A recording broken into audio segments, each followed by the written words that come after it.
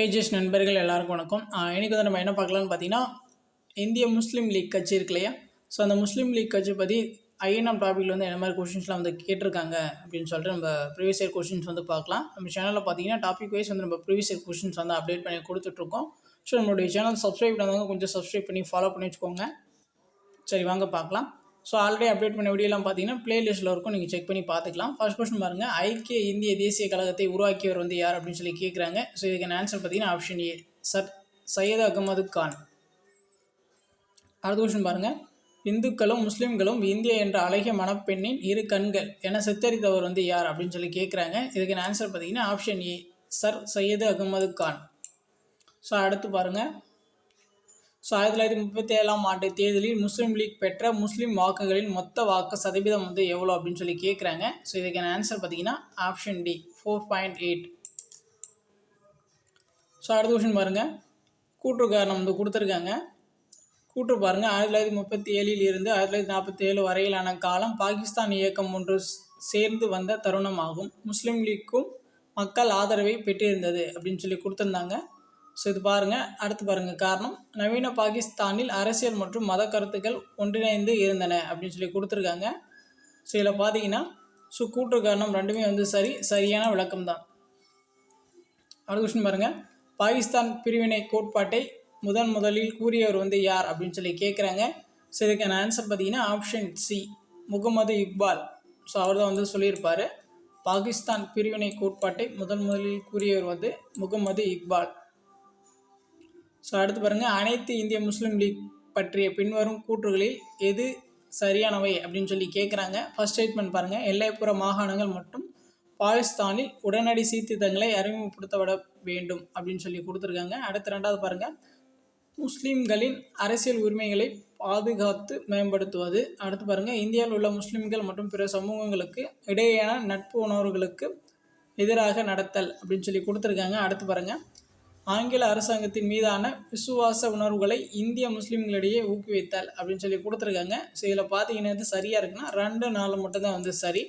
So மற்றதெல்லாம் வந்து தப்பு. ஸோ அடுத்து பாருங்கள், டெல்லியில் நடைபெற்ற முஸ்லீம் லீக் கூட்டத்தில் 14 அம்ச திட்டத்தை முன்னிலைப்படுத்தியவர் வந்து யார் அப்படின்னு சொல்லி கேட்குறாங்க. 14 அம்ச திட்டத்தை முன்னிலைப்படுத்தினது வந்து முகமது அலி ஜின்னா தான். சரிங்களா?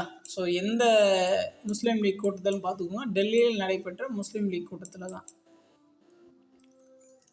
அடுத்து பாருங்கள், இந்துக்களும் மற்றும் முஸ்லீம்களும் இந்திய மணப்பெண்ணின் அழகான 2 கண்கள் என்று வர்ணித்தவர். இப்போ தான் நம்ம பார்த்தோம், அதே ரிப்பீட் ஆகிருக்கு பார்த்தீங்களா, சையத் அகமது கான். ஸோ அடுத்த கொஸ்டின் பாருங்கள், பாகிஸ்தான் அல்லது பாகிஸ்தான் என்ற பெயரை பஞ்சாபியை சார்ந்த கேம்பிரிட்ஜ் பல்கலைக்கழக மாணவர் சூட்டினார். அவருடைய பெயர் வந்து என்ன அப்படின்னு சொல்லி கேட்குறாங்க. ஸோ இதுக்கான ஆன்சர் பார்த்தீங்கன்னா ஆப்ஷன் டி, சௌத்ரி ரஹமத் அலி. சௌத்ரி ரஹமத் அலி பார்த்துக்கோங்க, அவர் தான் பார்த்தீங்கன்னா அந்த பாகிஸ்தான் என்ற பெயரை வந்து வச்சுருப்பார். அவர் பார்த்தீங்கன்னா கேம்பிரிட்ஜ் பல்கலைக்கழக மாணவர். அவர் பார்த்தீங்கன்னா பஞ்சாபை சேர்ந்தவர். ஸோ அடுத்து பாருங்கள், ஆகஸ்ட் கொடையை இந்திய தேசிய காங்கிரஸ் மற்றும் முஸ்லீம் லீக் ஏற்க மறுத்த நிலையில் என்னுடைய சகாக்களை கலந்தாலோசிக்காமலேயே ஆகஸ்ட் கொடையை நான் நிராகரிக்கிறேன் மேற்கூறிய கூற்றை கூறியவர் வந்து யார் அப்படின்னு சொல்லி கேட்குறாங்க. ஸோ இதுக்கான ஆன்சர் பார்த்தீங்கன்னா ஆப்ஷன் டி, மௌலானா அபுல் கலாம் ஆசாத். அடுத்து பாருங்கள், 1940 மார்ச்சின் போது அகில இந்திய இஸ்லாமிய கூட்டமைப்பு பாகிஸ்தான் தீர்மானத்தை டேஷ் அமர்வில் கொண்டு வந்தது அப்படின்னு சொல்லி கேட்டிருக்காங்க. இதுக்கான ஆன்சர் பார்த்தீங்கன்னா ஆப்ஷன் டி, லாகூர். அடுத்து பாருங்கள், 1933ஆம் ஆண்டில் பாகிஸ்தானுக்காக கோரிக்கையை விடுத்த முதல் முஸ்லீம் தலைவர் டேஷ் ஆவார். இதுக்கான ஆன்சர் பார்த்தீங்கன்னா ஆப்ஷன் டி, ரஹமத் அலி.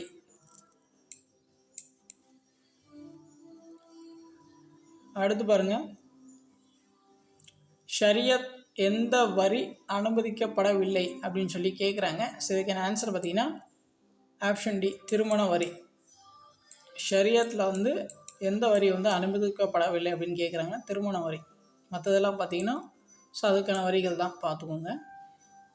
அடுத்து பாருங்கள், அனைத்து இந்திய முஸ்லீம் லீக் கட்சியை 1906 நிறுவியது வந்து யார் அப்படின்னு சொல்லி கேட்குறாங்க. ஸோ இதுக்கான ஆன்சர் பார்த்தீங்கன்னா ஆப்ஷன் பி,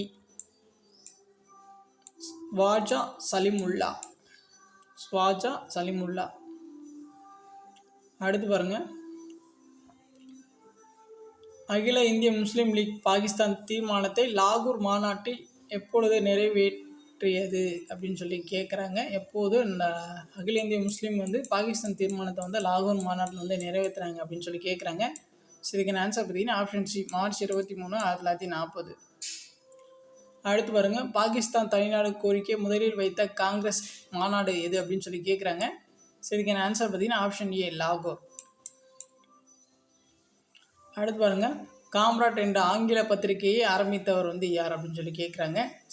காம்ராட் என்ற ஆங்கில பத்திரிகையை ஆரம்பித்தவர். ஸோ இதுக்கான ஆன்சர் பார்த்தீங்கன்னா ஆப்ஷன் ஏ, மௌலானா முகமது அலி. அடுத்து பாருங்கள், ஒரு ஸ்டேட்மெண்ட் மாதிரி பெருசாக கொடுத்துருக்காங்க. அதை நீங்கள் அப்படியே ஒன்ஸ் பாஸ் பண்ணி அதை நீங்கள் ரீட் பண்ணிக்கோங்க.